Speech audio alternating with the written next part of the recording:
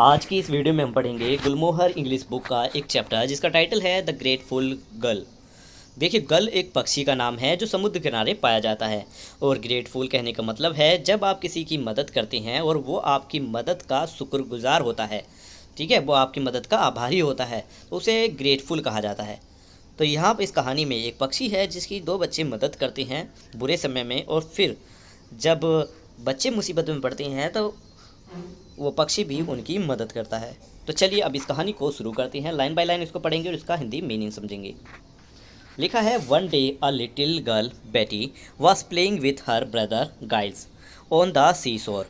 एक दिन की बात है, एक छोटी लड़की जिसका नाम था बेटी, वो अपने भाई गाइल्स के साथ समुद्र किनारे खेल रही थी। It was a pleasant morning, ये बड़े ही सुखद सुबह थी, ना तो ज़्यादा गर्मी और ना ही ज़्यादा सर्दी। Suddenly Betty saw a grey bundle rolling over in the waves. अचानक बेटी ने एक ग्रे कलर का एक बंडल देखा। बंडल यानी कपड़े से लिपटा हुआ कोई चीज़ जो लुढ़कते हुए लहरों के साथ नज़दीक आ रहा था। What's that, she asked Giles. उसने अपने भाई गाइल्स से पूछा कि ये क्या है। Giles look at the sea, it's a gull, he said, I think she's hurt. उसके भाई गाइस ने समुद्र की तरफ देखा और कहा, अरे ये तो एक गर्ल है, एक पक्षी है, मुझे लगता है कि इसे बहुत ज़्यादा चोट आई है। They walk into the water and pick her up. दोनों चल कर पानी की तरफ पहुँचे और उस पक्षी को उठाया। The girl was covered with oil. वो गुल पक्षी पूरा तेल से सना हुआ था, मतलब तेल से लिपटा हुआ था। The oil had come from a ship, ये तेल जरूर किसी जहाज़ से निकला हुआ तेल था। The gull looked very ill and tired, gull बड़ा ही बीमार और थका हुआ दिख रहा था। सी कुड नॉट फ्लाई, वह पक्षी उड़ नहीं सकता था। When oil stick in their wings, sea bird can not flap their wings, they can not fly, many of them often drown in the sea. जब कोई तेल पक्षी के पंखों में लिपट जाता है, जैसे समुद्र के ये पक्षी, तो ये अपने पंखों को नहीं फड़फड़ाते, और जब ये पंखों को फड़फड़ाते नहीं हैं तो ये उड़ भी नहीं पाते। इसी वजह से बहुत से ऐसे समुद्र किनारे रहने वाले पक्षी समुद्र में ही डूब जाते हैं। Let's take her home, mother will know what to do, said Betty. Betty ने कहा, चलो इसे घर लेकर चलते हैं, माँ को पता होगा कि इसके साथ क्या करना है अब। Mother try hard to clean the gull's wing. माँ ने बहुत कोशिश की उस गर्ल के पंखों को साफ करने की। The bird did not move, पक्षी अपनी जगह से हिली नहीं। Finally mother goat the oil of the gull's wing, आखिरकार माँ ने उस गर्ल पक्षी से के पंखों से सारा तेल हटा दिया। Betty put her in a shoe box and tired bird lay in it.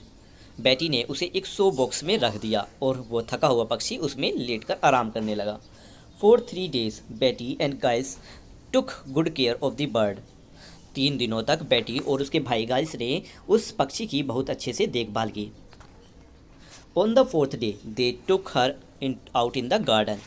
She stood there for a moment, looked up at the sky. चौथे दिन मतलब 4th डे, वो उसको एक बगीचे में ले आए। बगीचे में पक्षी बिल्कुल शांत एक पल के लिए खड़ा रहा, आसमान की तरफ देख रहा था। Then she saw the other gulls flying about, फिर पक्षी ने ऊपर अपने जैसे दूसरी गर्ल्स को उड़ते हुए देखा।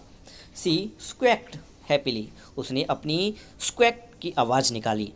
Lift her lovely grey wings, अपने ग्रे कलर के उन प्यारे प्यारे पंखों को फैलाया। She flew straight up into the air, join the other gulls and flew away, फिर वो उड़ चली हवा में और बाकी गर्ल्स पक्षियों के साथ वो आसमान में उड़ गई।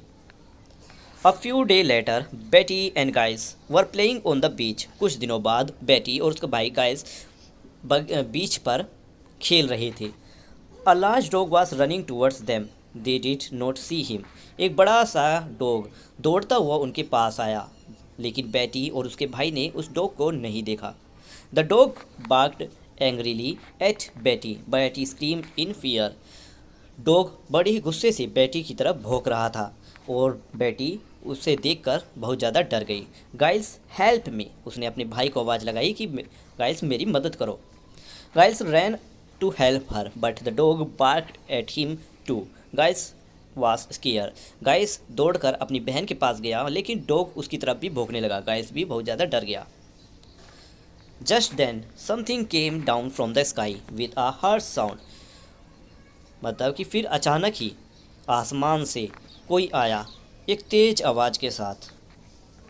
It pecked the dog nose, the dog ran off. उसने अपनी उसने डॉग की नोस पर कुछ अपनी चोंच को चुभाया और डॉग जो है वहाँ से भाग गया। इसके बाद it flew after the dog and packed him on his back the dog ran away from the beach. फिर उसने भागते हुए उस डॉग की कमर पर कई बार चोंच मारी। डॉग तब तक भागता रहा जब तक वो बीच से निकल नहीं गया। बेटी and guys looked up they so a girl flying up in the air with a loud happy cry. उन बेटी और गाइस ने ऊपर की तरफ देखा। उन्होंने देखा कि एक गुल पक्षी हवा में तेज आवाज़ के साथ उड़ रहा है। गाइस सेड बेटी look it's our girl, the girl was saved. बेटी ने कहा देखो भाई गाइस, देखो वह पक्षी गर्ल्स जिसे हमने बचाया था। I am sure of that she came back to save us. मुझे यकीन है ये पक्षी हमारी मदद करने के लिए वापस आया है। The girls swayed happily and flew away far into the sky. फिर गर्ल्स ने उस अपनी खुशी से स्क्वैक की आवाज़ निकाली और वहाँ से वो पक्षी निकल गया, तेज हवा में उड़ गया। The children went home and told mother how their gull help them. बच्चे सीधे घर गए। अपनी माँ को उन्होंने बताया कि कैसे उस गुल पक्षी ने हमारी आज मदद की। Adopted from one good turn deserve another. ये इस यहाँ से बुक से लिया गया एक चैप्टर है। तो यहाँ पर ये कहानी ख़त्म होती है।